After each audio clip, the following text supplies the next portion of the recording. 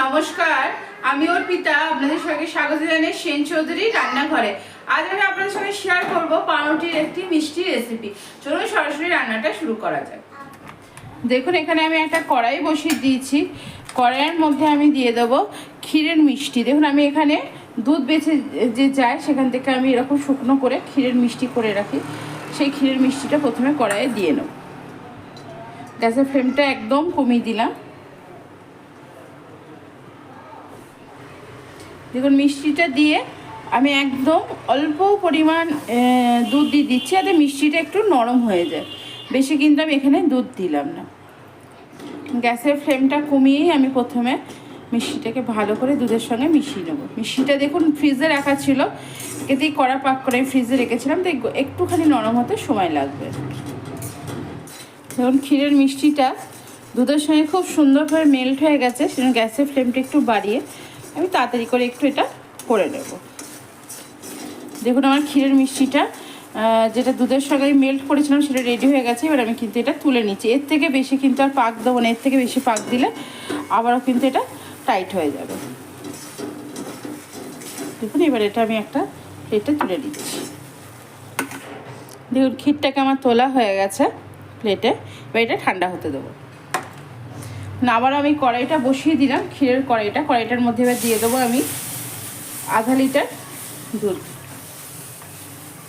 এটা কিন্তু full cream milk. দেখুন, দুধটা কড়াইয়ে দিয়ে ভালো করে এবার জাল দিয়ে নেবো। আর কড়াইয়ের গায়ে যে ক্ষীরগুলো লেগে আছে সেগুলো দুধটা ফুটবে আর ক্ষীরটা নেমে আসবে। দেখুন, দুধটা আমার ফুটে উঠেছে। এই সময় দুধ থেকে আমি জাস্ট এক হাতা দুধ একটু সাইডে তুলে রাখবো। দেখুন, আধা লিটার দুধ ফুটতে ফুটতে প্রায় অর্ধেক পরিমাণ হয়ে গেছে। এই সময় আমি দিয়ে দেবো এর মধ্যে পরিমাণ মতো চিনি। দেখুন, দুধটা হালকা কালারও আসবে, সুন্দর ফ্লেভারের জন্য আমি দিয়ে দিচ্ছি 1 পিঞ্চের থেকেও কম কেশর বা জাফরান। এটা ফুটলেই খুব সুন্দর কালারটা চলে আসবে। দেখুন, আমি যে দুধটা তুলেছিলাম তার মধ্যে আমি একদম সামান্য পরিমাণ কর্নফ্লাওয়ার এই দুধটার মধ্যে আমি গুলে নেবো। একদম সামান্য পরিমাণ, মানে জাস্ট এক পিঞ্চ থেকেও একটু বেশি, 1 পিঞ্চের থেকে একটু বেশি। এবার এই দুধের সঙ্গে খুব ভালো করে গুলে নিয়ে খেয়াল রাখবেন যেন কোনো গুটলি বেঁধে না থাকে। দেখুন, কেশরটা দেওয়াতে বা জাফরান যেটাই বলে থাকুন সেটা দেওয়াতে কি সুন্দর একটা হালকা ইয়েলো ইয়েলো কালার এসছে।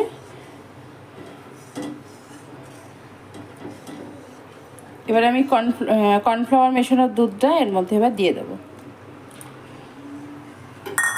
গ্যাসের ফ্লেমটা আমি বাড়িয়ে দেবো।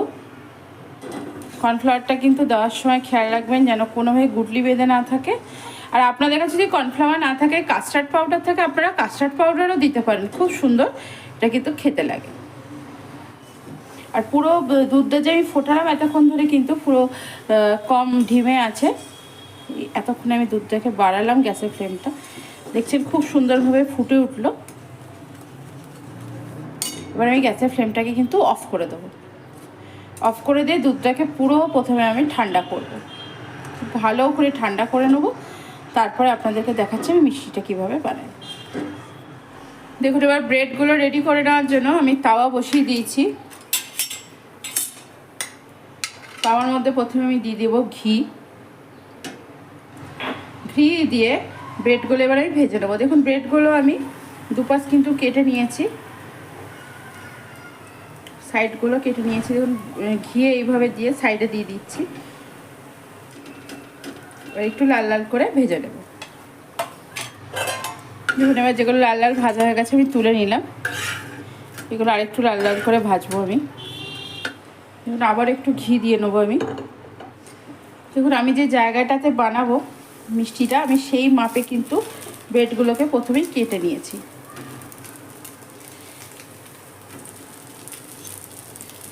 যে ঘিটা আছে, এই যে সাদা এই যেগুলোতে ঘি লাগেনি স্পুনে করে করে, সেটাতে আমি ঘি লাগিয়ে দেবো। আমি এই ব্রেডগুলোকেও সেমভাবে লাল লাল করে ভেজে নেব। এই ব্রেডগুলো আমার ভাজা হয়ে গেছে, ব্রেডগুলো কিন্তু আমি তুলে নিলাম। এবার দেখতে পাচ্ছেন মাঝখানে যে ঘিটা রয়েছে সেই ঘিটার মধ্যে আমি এবার ভেজে নেব কিছুটা কাজু আর কি একটুখানি পেস্তা। আর কোনো ঘি দেবো না, এতেই হয়ে যাবে। গ্যাসের ফ্লেমটা একটু কমিয়ে নিয়ে ভেজে নেব।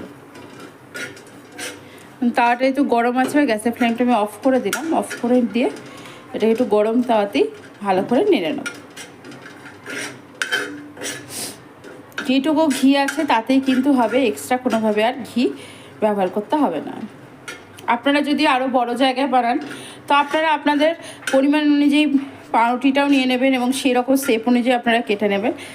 আমি যে জায়গাটা বানাচ্ছি সেখানে যতগুলো ধরবে আমি ঠিক ততগুলোই ভেজে নিলাম। এবার দেখুন এখানে আমার দুধ ঠান্ডা হয়ে গেছে, ক্ষীর রেডি, পাউরুটি রেডি, জায়গাও কিন্তু আমার রেডি। প্রথমে আমি ব্রেডগুলোতে যেমন করে আমরা জ্যাম লাগাই ঠিক সেইভাবে ক্ষীরটা লাগিয়ে নেব।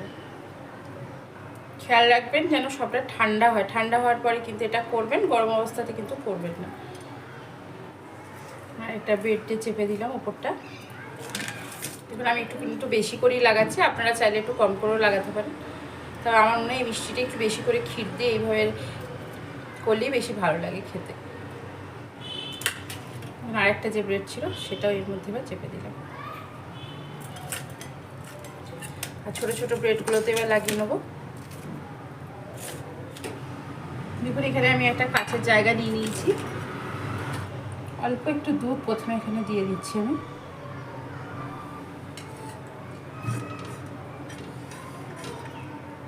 আর আমার যে রোস্ট করা পেস্তার কাজুটা ছিল সেটাও কিন্তু এভাবে নিচে দিয়ে দিলাম।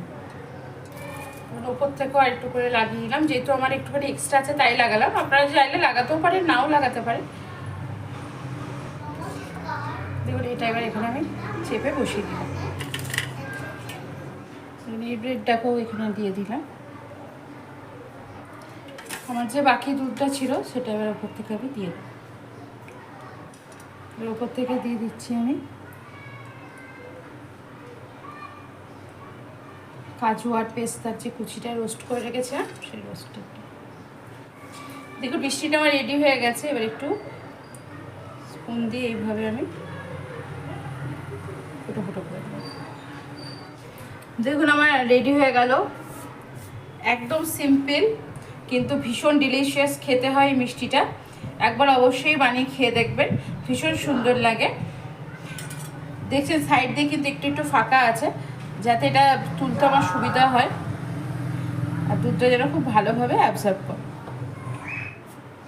দেখুন রেডি হয়ে গেল আমার একদম সিম্পল এবং ডিলিশিয়াস একটা খুব mouth watering sweet dish, bread sweet dish. ভীষণ সুন্দর খেতে লাগে। এটা আপনারা অবশ্যই ঘরে একবার বানিয়ে খেয়ে দেখবেন।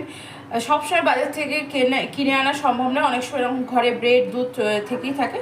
তো এইভাবে একবার বানিয়ে খেয়ে দেখবেন, ভীষণ সুন্দর খেতে লাগে। আর এটা আমার সাইড দিয়ে দেখছেন যে একটুখানি করে আমি গ্যাপ রেখেছি, এটা ওঠানোর সুবিধার জন্য। মিষ্টিটা যখন আমি কেটে তুলবো যাতে ওঠাতে আমার সুবিধা হয়।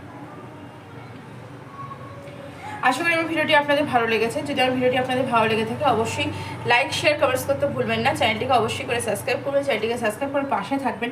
আজ এখানেই ভালো থাকবেন, সুস্থ থাকবেন, আনন্দে থাকবেন, অনেক অনেক সুখে থাকবেন। দেখুন এবার মিষ্টিটাকে আমি একটা ঢাকনা দিয়ে বন্ধ করে এটা এবার ফ্রিজে রেখে দেবো সেট হওয়ার জন্য।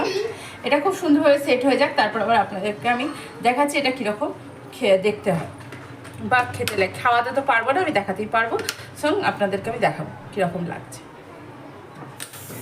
দেখুন ফ্রিজে এটা আমি অনেকক্ষণ রেখেছিলাম, তো এবার সেট হয়ে গেছে। এবার আমি আপনাদের সামনে ঢাকনা খুলে দেখাচ্ছি এখন কি সুন্দর দেখতে হয়েছে,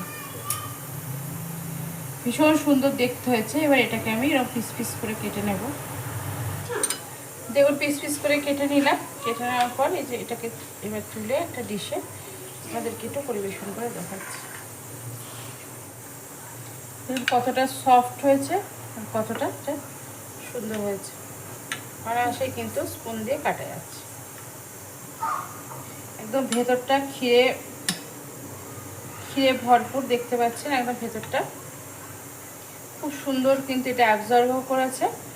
এর ওপর থেকে একটু ক্রাঞ্চি আছে আর ভেতরটা পুরো নরম।